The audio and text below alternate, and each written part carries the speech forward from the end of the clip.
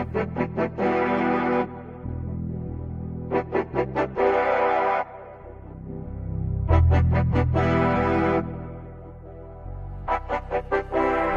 the long reach. Tatum crossover, pull-up jumper. That's good. 50 points for Jason Tatum. It's a 7-point lead. Brooks gets a running start.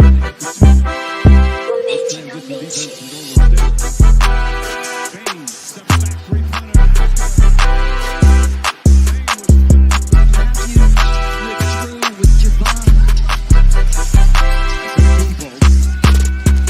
Williams, stout defense, threw it to himself. Oh, he's eviscerating the Celtics inside. Wow.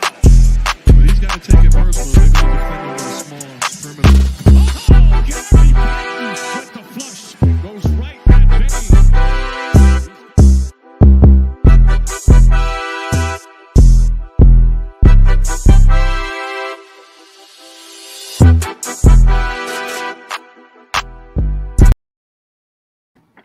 Ladies and gentlemen, welcome back to another episode of Deep from Three, presented by the Athletes Hub. As always, I'm Devon Withers, joined alongside my good friends Gary Sunnyberger and Isaiah Hansen. Fellas, we're heading to a Game 6. How are we feeling? I'm excited to see the Celtics and the Warriors play Game 6. It's going to be a good one. I'm excited for Steph Curry to maybe show up this game. We'll see. But yeah, I'm stoked. Of course, NBA Finals. Let's go. Yeah. Like I said, Steph Curry could like I say it every week. He could get a lawn chair, sit at the logo, and he is going to have two defenders on him at all times. And by the way, we're not sponsored by Boost Mobile. Just want to put that out there. Just got off work. So. But if they want to sponsor us, call me. I mean, I'll take the money. Absolutely. Let's do it.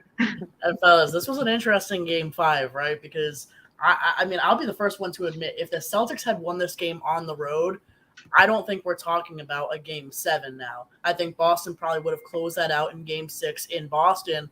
But then all of a sudden, you get the 104-94 victory for the Golden State Warriors. They forced the Game 6.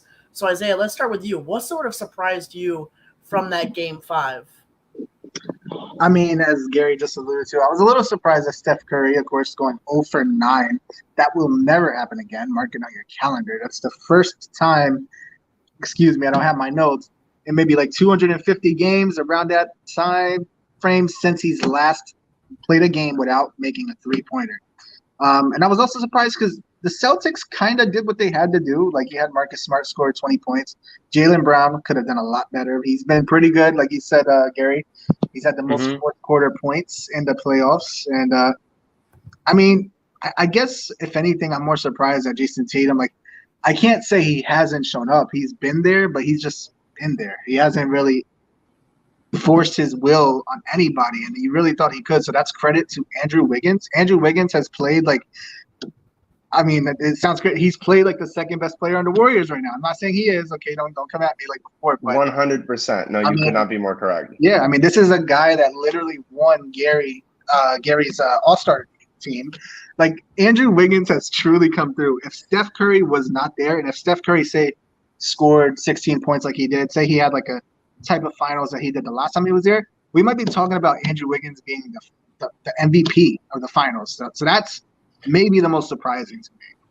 I mean, I want you to slow down a little bit. They're probably going to be in this shape anyway. Pump the brakes. Andrew Wiggins had a great Game 5. I would say probably the most impressive game of his career up to this point. You know, didn't really play any meaningful basketball in Minnesota, let's be honest. But the fact that, you know, Steph Curry has had 4 amazing games where he led all finals. Everybody in the finals, Steph Curry leads in points. Not only that, is he was the highest scoring player in all 4 of those games. Of course, 2 of them they lost. But at the same rate, we're going to talk about Andrew Wiggins having, okay, he had, 17 and 16, 17 points, 16 rebounds a Game 4. Great victory for the Warriors, but it was a Steph show. You know, of course, Game 5 comes around and he has a better game, but I don't have to pump the brakes on giving him the Finals MVP. I mean, I'm saying, look, if there was an award for the second MVP in the Finals, like, he would be it for me. You know, he can't. LeBron James would lead all categories. Yeah, and listen, Isaiah made a great point. So the number isn't 250. The number is, though, 233 consecutive games with a three-pointer that's combined between the regular season and the postseason. That date was November 8th, 2018. That's an absurd astronomical number. You got to think people have cold nights, and of course that was a cold night for Steph Curry, but he's still averaging over 30 points a game during this NBA Finals series. So, Gary, what sort of surprised you from this Game 5? Do you have any sort of specific takeaways? I mean, a lot of the people around the NBA, like NBA Twitter and NBA Discord and whatever, are talking about how Jason Tatum didn't show up. And yes, he's struggled a lot during this series, and he has had these moments where you're thinking to yourself, he's a superstar. Are we going to talk about him where we put him in the pantheon of guys in the NBA this year? If we were going to talk about Jason Tatum in the Lukas, in the Giannis's, in the Kevin Durant's, the LeBron James, the Stephen Curry's, we have to have better performances from him. You look at the box score, and it looks good. 27 and 10, if I'm correct, for his stat line last night. 27 and 10, 27 points, 10 rebounds. That's a good stat line just looking at it. When you watch the game, 44 minutes, yes, he played very impressive defense, but bad passes from everybody on the Celtics, at least. There are a lot of wayward, a lot of Celtics offense is based around the drive and kick, getting open threes. And when they're not wide open passing, when they're not passing to wide open guys, it's really hard to get those guys started, especially people that can't really get their shot off on contested makes like Marcus Smart or Al Horford. These guys need open shots. And when Jason Tatum isn't passing correctly and the Warriors defense is as good as it was, and shout out to Draymond, people have been giving him a lot of crap the last couple of weeks for his play. He actually showed up, his stat line doesn't look great, but just like the other thing, reverse to Jason Tatum. Watch the games, you'll see. Draymond Green's over there doing everything on defense, hustling, and even trying to take the ball away from Jason Tatum on the baseline, which was hilarious to watch. I looked up from my phone writing notes, and I was like, what is going on here? I had to watch the replay. It was hilarious. Draymond's a hilarious human being.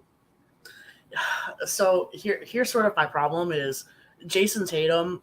I remember this specifically with like 5 minutes left in the fourth quarter. He gets thrown up to the free throw line and goes 0 for 2 at the free throw line. They were only down by a handful of points, maybe 7-8 points at the time, but still back-to-back consecutive free throw misses. They shot 67% from the free throw line the other night. They were absolutely atrocious from the free throw line, went 21 of 31 in total, and then not to mention that people want to claim, oh, the refs are on the side of the Warriors and people are posting their memes now and their GIFs or whatever. But people forget that the Golden State Warriors have notoriously had calls called against them throughout the series. Right there in the box scores. In this last game, Game 5 specifically, they were called for 28 fouls compared to the Celtics' 16 fouls. And so, yeah, Jason Tatum with his 10 rebounds. I mean, it's sort of like Russell Westbrook type rebounds where no one's really and everyone's on the other side of the floor, and then he's just going and picking up like a dead ball. So I would say about 5 of those rebounds from the actual watching the game just weren't contested whatsoever. When they were contested, it was contested between himself and Robert Williams fighting on the same team for the other 5 rebounds. And so when it comes to Draymond Green specifically, I liked this performance, but still 3 times in 5 games you fouled out. You can't foul out every single time and then say that he showed up. He didn't show up. He didn't play a full game. He didn't play a full game on 3 different occasions. I mean, come on, man. He at least when he was on the court, he played well. I mean, like, I know we got to talk about Draymond when it comes to that, but Isaiah's going to go off here, but I have to defend Draymond. He's one of my favorite players to watch. And I'm gonna be right there with you. Okay, look. Draymond is not there. Like, it's almost, he's not there to play good. Okay. That's not what he's there for. Draymond's playing good is to shake up the Celtics. And guess what? That's exactly what he's done. You talk about the passiveness of Jason Tatum. Like, for example, that fighting with the ball after the call, for no reason, but to shake up the Boston, to shake the entire team. And he's been doing that just fine. And I think that's really been a huge difference because he's controlling the tone of the game. Look, I'm not going to get on Jason Tatum too much. Like, I know, we throw him compared to like Kevin Durant, but it's easy to forget because it seems like he's been here forever, but he's still just 24 years old, and he's in a big, huge stage as the number one option. You know, Uh, listen, Steph Curry didn't always look like himself in the early, in his first playoff run. So I'm not off the Tatum bandwagon. This has been a pretty mediocre series. Like it sounds crazy to say just because the numbers are there, but like you said, it is Russell Westbrook-ish because it's like almost empty calorie stats. I don't see that being the future for him. mm-hmm. But I think a lot of it is because of Draymond Green and his like the pace that he's controlling. Jordan Poole, by the way, is another guy that's shaking them up like emotionally with those big shots that he made that won like not half court, but like Steph Curry range, Yeah, right to end the Draymond third Green quarter there kind of changed the momentum there. Yeah. I don't know. It's one of those cases. I remember earlier in the season we were talking about whether this was a team that was going to be buyers or sellers at the trade deadline. It was also a team where we questioned who the primary option was. It's interesting. I don't know if Jason Tatum.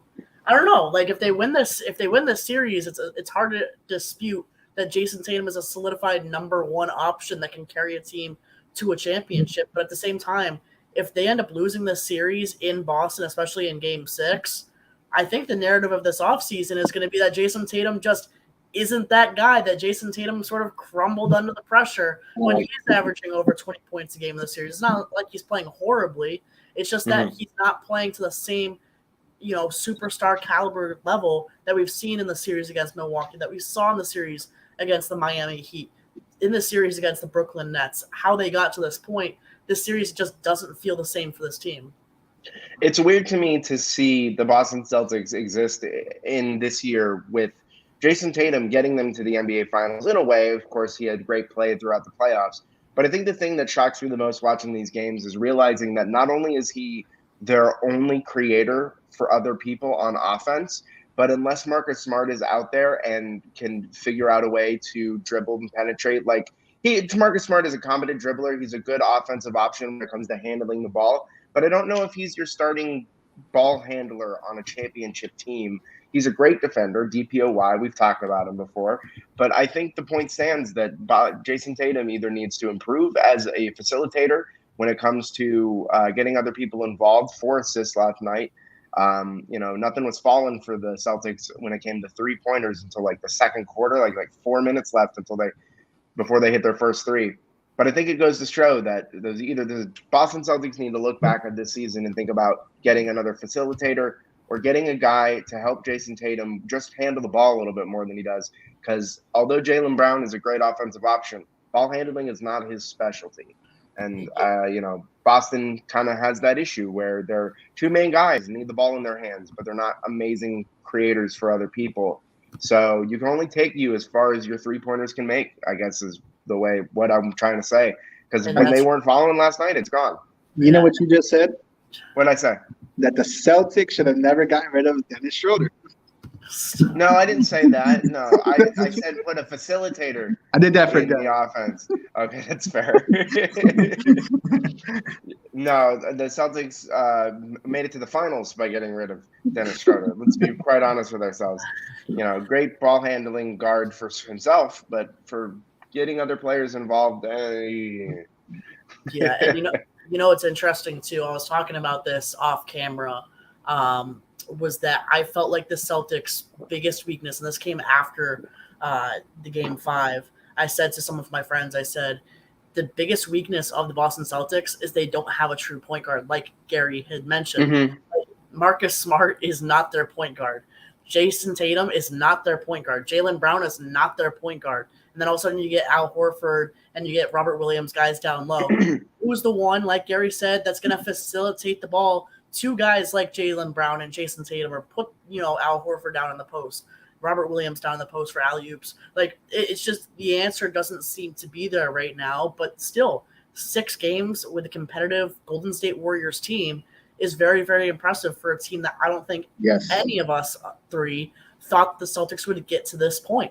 I just thought they were too young, too inexperienced. We saw coming into the series that they didn't have a single player with 1 game of NBA Finals experience. And yet here they are, 2 wins away back-to-back from securing an NBA championship. And I think that's impressive in itself, but we're starting to see some of these flaws. The biggest flaw for the Golden State Warriors was the turnovers coming into the series, but then all of a sudden the Celtics are the ones that can't hit their free throws, are turning the ball over, silly fundamental mistakes that you just should not do if you're an NBA Finals team.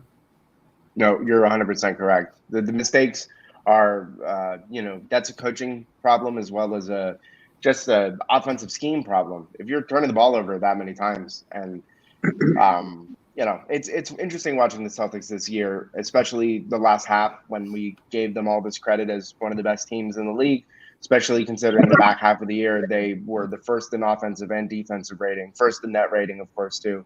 So, going in, people were kind of giving them a little bit of respect, but the fact that they're in the finals, like Dev said, is pretty impressive.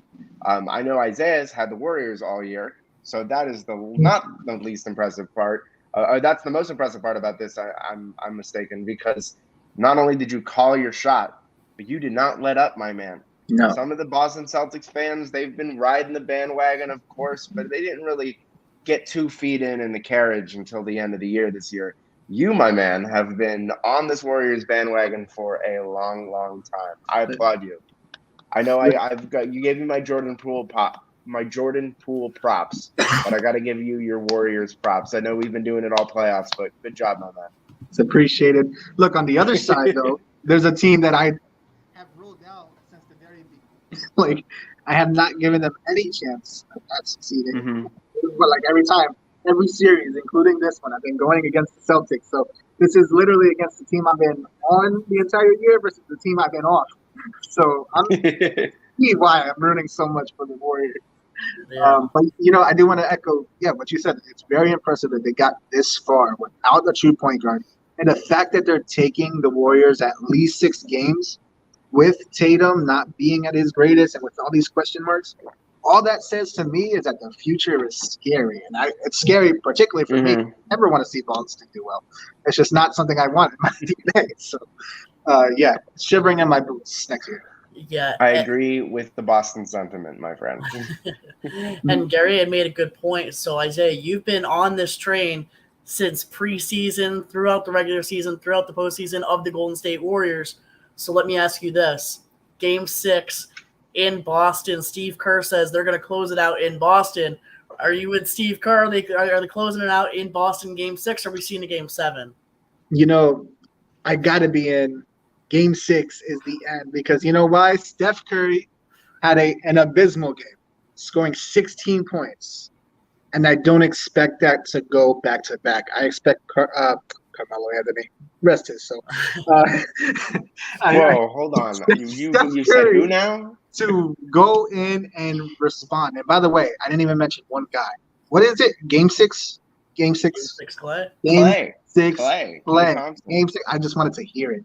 That's all. And the real Clay Thompson, not the guy not who the tried to fake sneak Clay. into Fake the Clay has area. been forever. And by the way, Clay also has been kind of underrated into the series. He's been doing a lot on the defensive end, so he hasn't showed up as much offensively, but he's been a threat.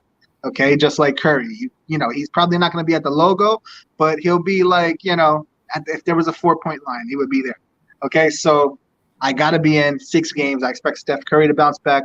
I think Jordan Poole is finding a little bit of a rhythm, and I think that's going to be a difference. And again, you got Draymond just controlling the narrative. You just talked about the pressure, missing free throws back to back. Now you're at your home stadium. This is win or go home, and you got Draymond in your face the entire game.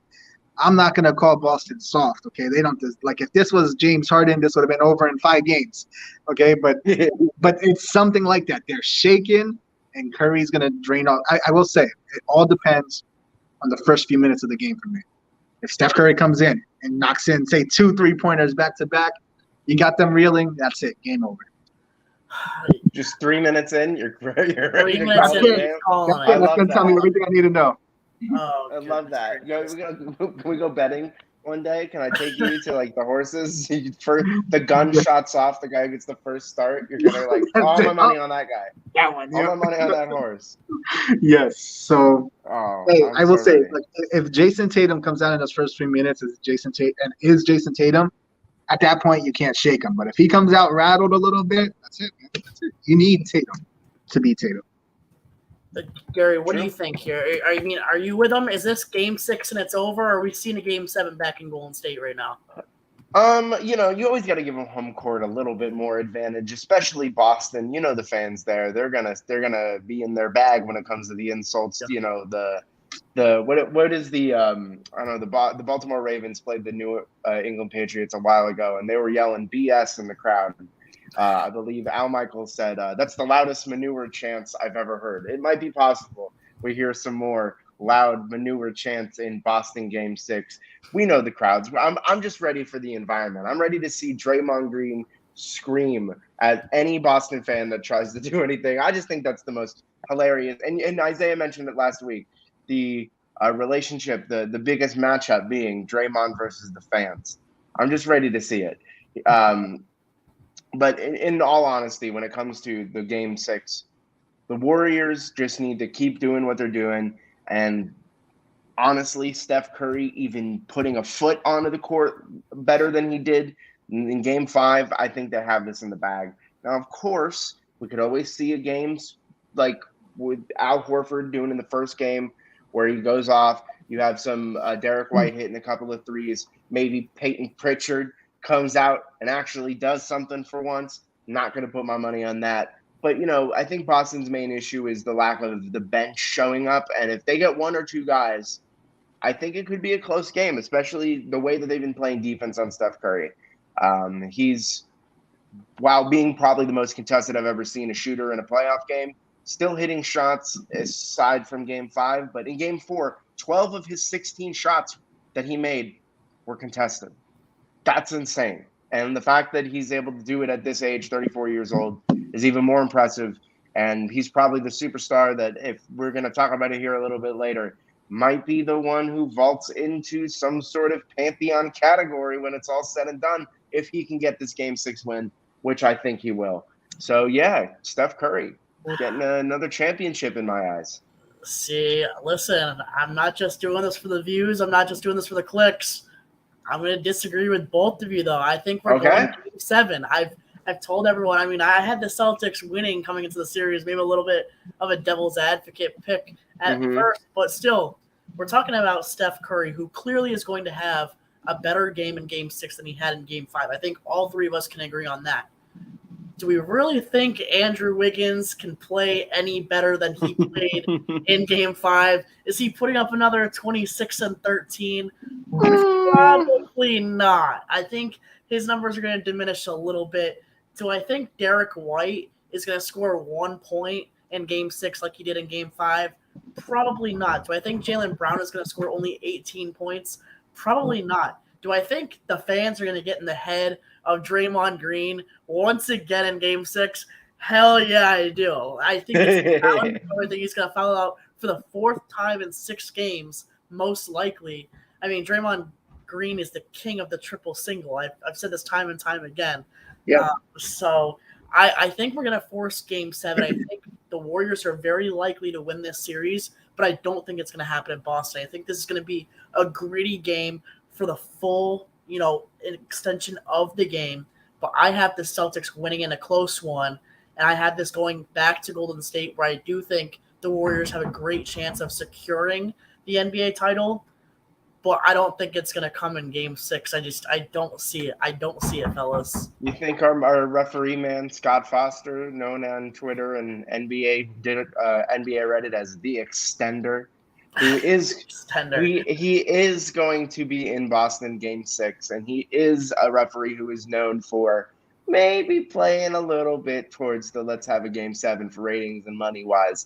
All jokes aside, NBA referee scandal aside, I do think it is interesting that he always is present for the important games. But I do like the idea that Boston comes in and wins this game just so that we can get a Game 7. I want to see what Jason Tatum does in a Game 7. I want to see what Steph Curry does in a Game 7. That is where the players come to play. That's where the ballers come to ball. And if we're going to see greatness, we're going to have to wait till either tomorrow and if possible, Game 7, where the money is made and the bread is buttered. Yeah. Really quick, I just want to say, if you are the Warriors, though, okay, look, I've been on this bandwagon. you do not want a game 7 because we've been here before as a team You and don't. you've blown leads in the past. So you need to close it out in game 6. I think they're going to feel that urgency. I think Steve Kerr said it right. They will close it out in game 6. They have to. They have to. And you know it's going to be interesting. So I think all of us are starting to feel a little confident that the Warriors could end up winning this series, whether it's in Game 6 or Game 7. If they end up doing that, that's going to mark Steph Curry's 4th title in the last 8 years. That's one of the greatest dynasties, I think, in basketball. It's right up there with the San Antonio Spurs. It's up there with the Miami Heat, the Boston Celtics, the Lakers back in the day. I mean, it's at least up there in the conversation, at least as one of the top 5 to 7 greatest dynasties in basketball history. Steph Curry's resume is getting really, really interesting, right? So you'd have the 4 titles. Let's say he ends up becoming the NBA Finals MVP. He has that to his resume. He's a 2-time MVP, 2-time scoring leader, 4-time first-team All-NBA, 8-time All-Star, and he's first in three-pointers made by almost 200 three-point shots. Isaiah, let me ask you this. Your boy Steph Curry, if the Warriors end up winning this in Game 6, Game 7, regardless, where does he rank all time after this year? Listen, right now, you say, is he going to be top 10? Is this going to make him top 10? No, because he's already top 10. Okay, but I will say this. He's number 10. Like, he's number 10. Look, he's number 10. That's where he is right now. He's the 10th best player of all time. When you talk about a guy that literally changed the game, won titles, is responsible for one of the greatest dynasty runs, like you just said, of all time. This dynasty does not happen without Steph Curry. Okay? He's got the rings, and I do believe he will end up getting at least another ring, by the way, at least 5. And then you're going to start talking about him being closer to the top 5. But right now, the way he changed the game, the records that he has, the only thing you could ever say about Steph Curry is that he's not a great defensive player. That's literally it. He's done everything else. He's a leader, one of the great teammates, a face of the NBA. Right now on the list, he's maybe your 12th best player, 13th best player. I got him number 10, and all this win would do is solidify his spot and move him just a little bit higher. Just a little bit higher. I will tell you this, and I don't know if this is a hot take or not, but I want to believe that you both are on the same page with me. Regardless, if he wins, he's going to be higher on any list than Kevin Durant of all time. I will say that. I will agree with that point. I don't know if I'll agree with unless you're talking about the greatest forwards of all time. He's going to be higher than. Look, that's it. That's it. So in your mind right now, they retire tomorrow. Steph Curry and Kevin Durant are number 10 and number. I don't know. 13. I haven't thought about Kevin Durant, but what's the gap? Because it's pretty dang close. It's close. No. Of course it's close. Kevin Durant. Listen, Kevin Durant. It's Kevin Durant. Like, we understand how great he is, but when you talk about right now, there's a lot of people that are going to argue that Kevin Durant is above Curry. But after this, if he's able to close it out, the only thing that you could have said about Steph Curry was he never secured a Finals MVP. If he gets that, he's won with and without Kevin Durant. He's beaten LeBron James. Okay, and regardless of the team that he had, like, you beat the best player in the game. Like, think about this, okay? When we talk about the top 10, of course, LeBron's always going to. Well, I don't want to say. Well, he's probably always going to be higher than Steph Curry. Correct? Like, we could admit that, right? But the fact that please admit that.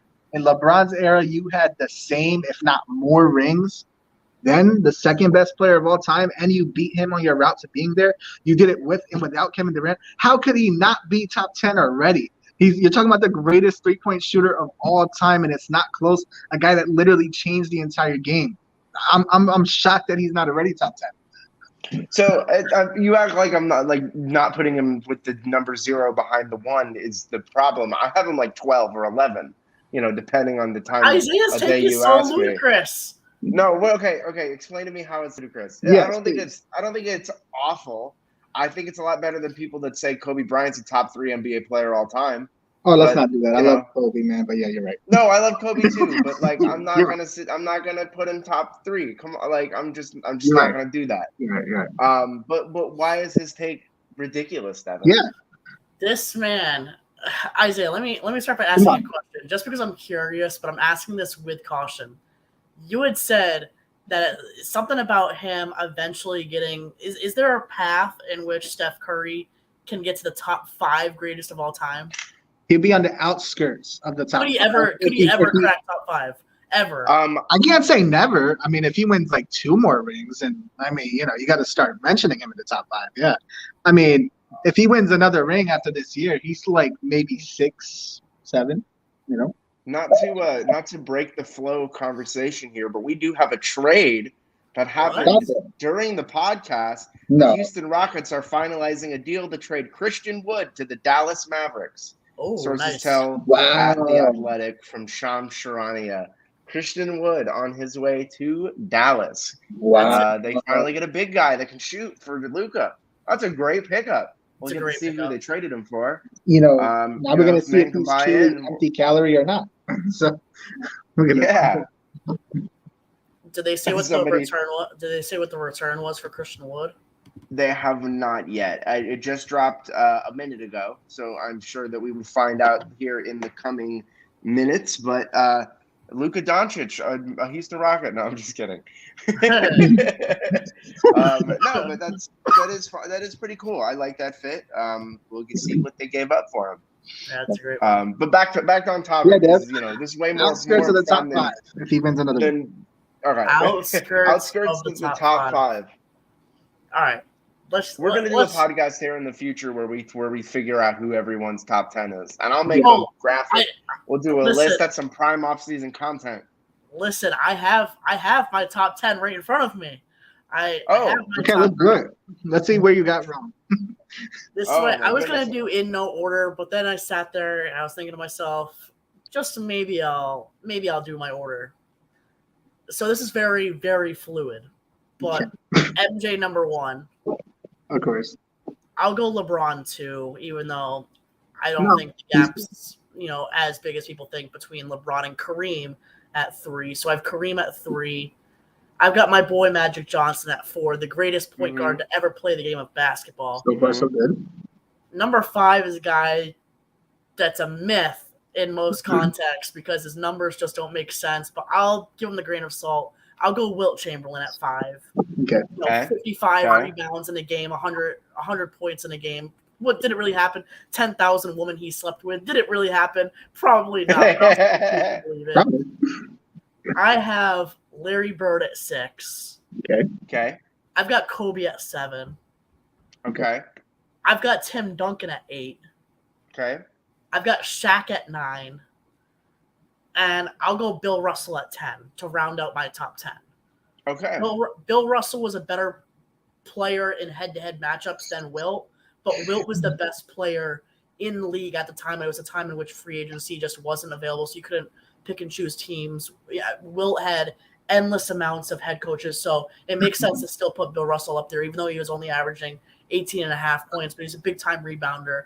And 11 championships, it's hard to dispute, even for the time in which there was 8 teams in the NBA and there was limited series and all that fun stuff. But those are the top 10 players, regardless of what order you put them in. Those are the top 10 players of all time. Outside of that, on the outskirts, there's 3 players. I don't really know how I want to put these players in order. Whatever order you want. These players are not in order. Hakeem Olajuwon, Kevin Durant, and Steph Curry. No, incredibly wrong. Who am I missing? Oscar Robertson is the only person I would say. Oscar can probably be on the outskirts. Oscar's probably on the outskirts, depending on who you ask. Maybe top 10, depending on if the person gets Social Security checks or not. No, I think your top 10 is. I don't have them in that exact order, but yes, I do agree. Something Those around are the top 10. Yes, I would say. I'm trying to think of somebody else. Unless you're gonna put a Karl Malone in there, or I'm not. Kevin Durant's too far down. There's really not any other names, but right now I have Steph Curry going into this series. Isaiah's not gonna like this, but I had Steph Curry behind Kevin Durant coming into the series. Ooh. I had Kevin Durant ahead of Steph Curry. Yes, Steph Curry has changed the game, but after what I saw last season, I think every single player in the top 10 of all time could have carried that sorry Warriors team at least to a playoff spot. Stop it. You're telling me if you put Shaq on that team, they're I'm at least telling not you an that. A seed. If Larry Bird's on that team, you're telling me they're not Maybe an not. A seed. Tim Duncan's on that team, you're telling No. me that. Oh, stop. No. That's the fundamental you're talking No. about. Each and every one of those players would have carried that team that Steph Curry was unable to carry to the playoffs, and they looked sorry in the process, missed the playoffs. So it goes to show you, of course, all these guys need help around them. This era of, oh, well, could you do it by yourself? Doesn't really matter because LeBron's always played, with superstars. MJ couldn't get past the first round if it wasn't for Scottie Pippen. But still, they were making the playoffs by themselves. That's what made all these top 10 players so special. So Isaiah's already mentioned that Steph Curry's not only not a great defensive player, he likes to be around the bush with that. He is absolutely awful. I've seen Marcus Smart. I've seen Thank Marcus you, Smart Gary. body this man. I knew I could count on you. Time out. Stephen I'm Curry is pausing. not an awful defender. There we go. He's a okay defender in the regular season and a good to decent defender in the postseason because he tries. I think that's what a lot of NBA superstars don't do. They don't try. Steph doesn't have the size, of course, to be as great of a defender. He's not as bulky to be a great defender. But I just wanted to put a timeout. You can continue your rant. I just needed to insert my two little I know. No, my 2 cents. Careful. No. But there's continue. what I'm saying is with Steph Curry, the obvious flaw is his defense. If you're going to point out one thing from his game, it is his defense. If you're going to take any of the top 10 players, point out what their major flaw was to the same degree of you're talking about Steph Curry and defense. You want it? Shaq free throw. Okay, Shaq everybody has free a throws. weakness. That's it though, right? Shaq free throws, but Shaq was the most Curry dominant defense, player. that's it. Shaq was the Steph Curry of centers. Thank he you. was so dominant and he couldn't be stopped. So he should be top 10 then, right? Because he was the Steph Curry of centers, right? Stop it. Stop it. You're talking about one of the greatest centers of all time. I'm not putting him above Shaq, okay? In fact, I think you might have Shaq too low. Like looking at it. I had to put Kobe above Shaq. I know people love to put Shaq above Kobe, but I had to put Kobe above Shaq just because Kobe did win those championships without Shaq. Shaq went on to Miami, couldn't do it with D-Wade, had played with LeBron at one point in time. Obviously, he was getting a little bit older, couldn't do it there, explored all these other homes, just couldn't get the job done, didn't take care of his body well enough the same way Kobe did. You have to put Kobe above Shaq, and that's my bias because Kobe's my favorite NBA player of all time. I respect it. Most people probably would have expected me to put Kobe in my top 5, but just could not do it. I feel comfortable with Kobe at 7. I agree with your list in general. Like you had good placement. I think I would put Bill Russell a little bit higher in the list just based on legacy championship wise and everything like that. I'm not saying like much higher. I'm probably like 8 or 7 max. Sure. However, I will say that your Steph, I just can't get over the Steph Curry can't play defense take. But Go for it, guys. I'm gonna forget what happened there. I'm gonna look back and I'm gonna just analyze the top 10 list in general. You were talking about Kobe and Shaq, and this is another topic for another day. But I do think it is a lot closer than people think. Shaq was the most dominant center in the league for 9 seasons. And while Kobe was probably the best shooting guard in the league for most of his career, you did have a lot of him having the issues of he had some teams that didn't necessarily achieve as much as you would want. And, of course, the roster was terrible, and Kobe was averaging 35 a game to even try to get them close to the playoffs. But when Shaq was the best player on a team, those teams got to either deep into the playoffs or to the NBA Finals, like he did in Orlando. He did it in Los Angeles. He did it in Miami. And of course, we're not going to count him going to the Celtics. And yes, he was in the finals, but it's like Tracy McGrady was on the Spurs during their 2014 season. You're not going to give him he has a ring. But it's not the same way that it would be if he won with other stuff. Kobe, if we're going to play devil's advocate with myself here, Kobe actually was the best player on at least 2 of the rings he won. And I would say towards the end of the season, or the end of that last Shaq ring, he was probably the best player on that team in the 2003 season, correct? Because they won in 01, 02, 03, yeah. So that 03 season, Kobe was probably the better player. Shaq was declining a little bit. That's why they traded him. We all know the stories, but yeah, top 10 lists are so fun because it's all depending on who you watched and who you like. I have Tim Duncan over Kobe, but that's just my personal thing because it's close. It's Tim Duncan. It's really, Tim Duncan. Really close. If there's one guy, it's yeah. So Isaiah, let me ask you this because you seem to be pretty adamant that Steph Curry's already a top 10. Tell me which of the 10 guys that I put on my top 10 list just aren't even top 10 all time because Steph Curry has to have one of those spots. So clearly he's in there either over Tim Duncan for you, Shaq, or Bill Russell because he's not in there at all above my top 7. You see, I hate this question because I do not want to sound disrespectful to any of those guys you just mentioned. You're going to be disrespectful. I'm ready for the disrespect right now. The guy that, based off your list, who you have to kick out is the guy that you have because, oh man, like I hate to do this, okay? Because we don't want to disrespect anybody. Listen. The way I see it, you can't have Bill Russell in the same top 10. You just can't, okay? Bill Russell played during a different time, okay? We know about the rings. You just mentioned the numbers, right? It's one of Wilt or Bill Russell, but based off what you said, I am going to go with just a real simple switch. Bill Russell moves to 11, or you could interchange with Wilt Chamberlain, and you're going to put Steph Curry at 5. If we're talking what are we talking about? We're talking about skills. Did he just say 5? Everything. Did you mean 10? No, I'm so sorry. I didn't mean 10. I was like, yes. Yes. I meant 10. Okay, it's not like I'm saying like Steph Curry's like miles ahead. I said 10. Okay, number 10, like that's where he's at. 11, I guess you would put Bill Russell there, and then I would put Kevin Durant. I understand the Hakeem argument, but you got too many centers in there, big. Okay, like that's enough. You gotta throw some guards in there. Okay, there's different styles of play. Maybe down the line we could. Because what about? Do you have? I do. Okay, but you see a lot of arguments being made for Kevin Durant being above Larry Bird.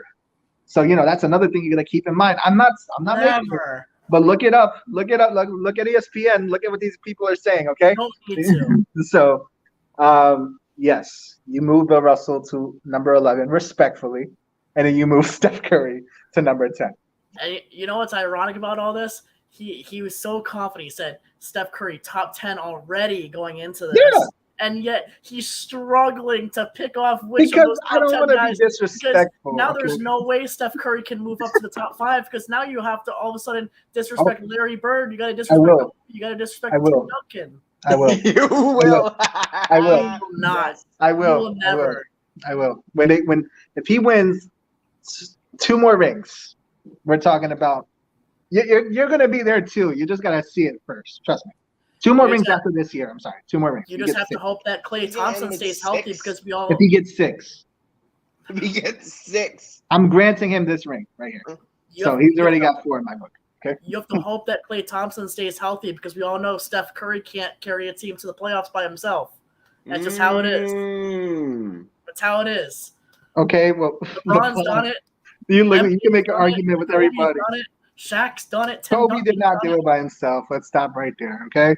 He did not. He had a good team with Pau Gasol. And I think I've heard Gary say this before. I think he's going to agree with me. He didn't do it by himself. He was clearly, undisputedly the best player. I love Kobe. Let's not do this. Kobe's my favorite player of all time. But he did not do it by himself, okay? No. Let's start there. Even towards that last year, the 2012 to 13 season, wasn't that the one that had Kobe Bryant, Steve Nash, and Dwight Howard, the failed experiment where they got knocked out of the first round? You're telling me Kobe Bryant didn't carry that team to the playoffs? That was a train wreck. He carried them, not by himself. He had some pretty good, solid teammates. And you got to keep in mind, you got to look at the competition, too, that was in the league at the time. right now we're like 1 through 8 through the West. We might be able to talk about each of them being a threat to the finals. So you got to keep that into account too. And it's not like Steph Curry, they were out of it. I mean, last year they did make the play in, right? Am I right? So, they were in there, and they didn't have much. But the whole point is we're back now and we're in the NBA Finals. Okay. And what's going to be interesting too. So I'll tell you this: Curry right now coming into this is my number 13 of all time. I don't know if I had to pick. I guess I'd put Hakeem above Kevin Durant. So I would go Hakeem 11, Kevin Durant 12, Steph Curry 13. I think if the Warriors win, Curry's NBA Finals MVP, I have Curry up to 11. I would put him above Hakeem. I put him above Kevin Durant after this. I'm not putting him into my top 10. Certainly not my top 10. Certainly not my top 10. I mean, I don't know what I think it's all semantics at this point. I want to be like the little bit of a mitigator between the two of you because you have 13, you have 10. I have him more in like the 11, 12 range. I'm not saying that he's better than – I'm saying I'd probably put Steph Curry above Hakeem Olajuwon and Kevin Durant, if you would ask me personally. But honestly, we have to look. Hakeem he has the most blocks in NBA history. Yeah. If we're going to talk about superstars who carried their team to championships by themselves, we have to talk about Hakeem the Dream Olajuwon. Just on the simple fact that he did that twice, 2 back-to-back seasons. What's his second best player was Kenny Smith. That's not true. There was somebody else there that I'm disrespecting. But at the same time, I'm also telling the truth. That team was not stacked. Hakeem Olajuwon definitely had those moments of elevating everybody around him and bringing it to a championship level. And if we can see Steph Curry do it, that'll be the second time that's happened. Now, of course, we had an injured LeBron. Of course, we've had, a Boston Celtics team that a lot of people thought was championship caliber, but at the same time, they've had some struggling times of the last couple of games specifically. So maybe the strength wouldn't be there, but I think Steph Curry has a legitimate chance to vault over number 11 and become that spot for a lot of people, maybe not top 10, but 11 at least, if he wins this finals, being the best player on a championship team for his second time. I will argue that he was probably just as good as Kevin Durant in the 2 titles they won together. But that's a little here nor there, depending on who you ask. Literally like you could throw I don't know about that wall at and it would stick in the way that you would have both of them in the same spot because it's so close together when it comes to that talent level there. I'm not really sure how to differentiate how good one of each other was. This person pulling a double team away from this other person? We'll never know because they both averaged freaking 30 a game together. It's crazy. Yeah. Gary, are you on the same page as me when it comes to, because it sounds like you're sort of getting to the same point where I am. So if the Warriors do win the finals and Steph Curry's named finals MVP, Steph Curry's still not top 10 for you? I think for me, it would require him to get up the counting stats. 8-time All-Star is a lot, but it's not everything. Of course, it's going to come down to the fact that what does he do for the fact we're talking about him as a top 11 player of all time, and he probably will play for another 5 seasons. Probably. I could see him playing until his 39, 40-year-old season, specifically because of how well shooting translates at old age. You've seen LeBron kind of just rely on his 3-point shot more because he doesn't have to exude as much energy. Of course, Steph's running around the whole time, so maybe it's a different story. But he still is going to be able to conditioning-wise, I'd say by the time Stephen Curry retires, he is a top 10 NBA player on pretty much everyone's list. Even people that don't like him have to give him the respect.